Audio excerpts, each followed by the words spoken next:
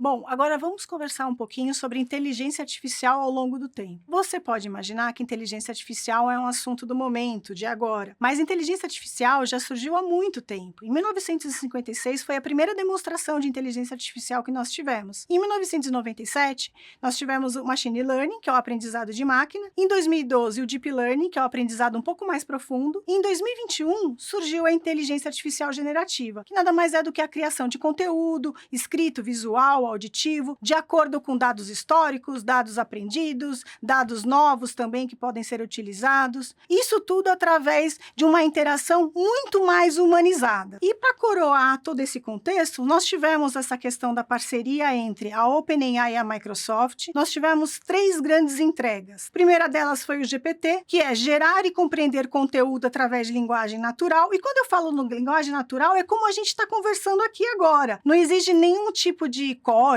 ou linguagem, nada disso. É a linguagem humana. ChatGPT, vocês devem ter ouvido muito falar nesse último ano, e ele vem aqui com essa tratativa desse atendimento mais humanizado. O DALL-E, nós viemos com a questão de imagem, então você pode criar uma imagem real, ou uma imagem irreal, ou de uma imagem real, torná-la irreal com algum contexto. E nós temos o Whisper também, que é a transcrição e a tradução. Então aqui você tem um recurso de voz acontecendo, ela é transformada em texto e leva para a inteligência artificial, e se for necessário fazer algum tipo de tradução, também é possível. Então, no momento que é feito a voz, é traduzido e vai retornar para vocês com possível atendimento, ou uma compreensão, ou um resumo, algo nesse sentido. E com relação à parte de acessibilidade e inclusão, eu gostaria de começar pela parte de chat, né, que é a assistência de copiloto. Como é que funciona? Você, através de um único box, você tem condições de fazer uma pergunta, uma sugestão, uma reclamação, uma solicitação, um pedido de ajuda,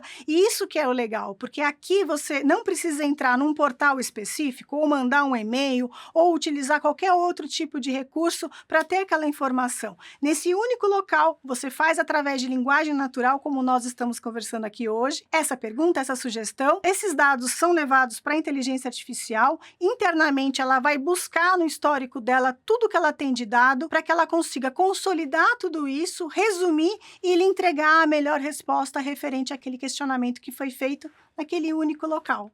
Vamos falar agora sobre a questão de geração de código. O que acontece? Hoje em dia a gente tem uma grande barreira, que é a tecnologia. Porque o programador ou o desenvolvedor, normalmente ele programa em alguma linguagem e ele tem o conhecimento sobre aquele código, né? E veja, nos dias de hoje, o que acaba acontecendo? As linguagens, elas surgem a todo momento. Então, como capacitar o desenvolvedor a aprender essas questões de tecnologia, as mais emergentes, sendo que ele ainda não conhece esse contexto? Então, aqui a gente retira essa barreira de tecnologia, pede apenas para o desenvolvedor conhecer a parte de lógica de programação, e a partir desse contexto ele vai conversando ali com a máquina, né? Então pedindo para criar uma situação ou pedindo para testar um certo contexto, e a partir daí ele simplesmente seleciona qual é a linguagem que ele gostaria de ter todo esse desenvolvimento que ele fez através de lógica na linguagem de computador que vai ser necessário. Então aqui, veja, a gente está de novo trabalhando através de linguagem natural, extremamente humanizado, em português, e sem a necessidade da gente ficar nessa correria desse entendimento de linguagens novas sendo lançadas a todo momento.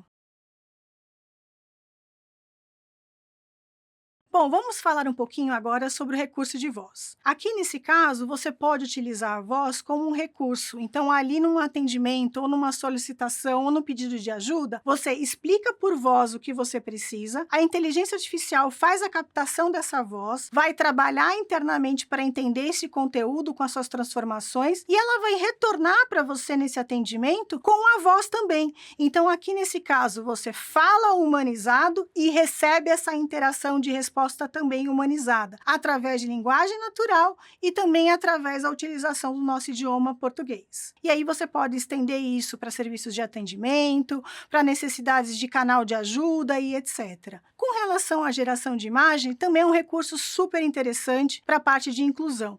A gente consegue, no mesmo local, gerar uma imagem real, ou gerar uma imagem irreal, ou fazer o mix dessas duas.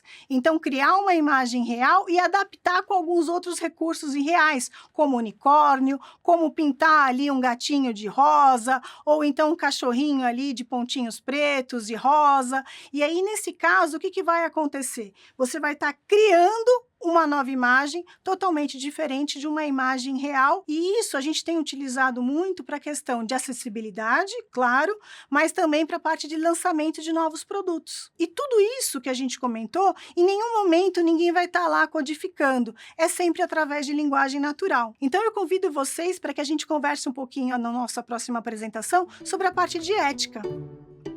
Recapitulando. A história da inteligência artificial e seus recursos de acessibilidade. 1956. Início dos investimentos em estudos e pesquisas em inteligência artificial. 1997. Machine Learning, aprendizado de máquina. 2012. Deep Learning, aprendizado profundo. 2021. Inteligência artificial generativa. 2022. Parceria entre OpenAI e Microsoft. GPT. Gerar e entregar conteúdo usando a linguagem natural. Recursos que podemos usar com a inteligência artificial. Recursos de texto. Recursos de imagem. Recurso de voz. Inteligência artificial gera maior acessibilidade e inclusão. Por exemplo, possibilita ao programador criar algo usando apenas linguagem natural sem necessariamente precisar saber código, ou falar uma língua estrangeira, deixando a programação mais acessível a todos.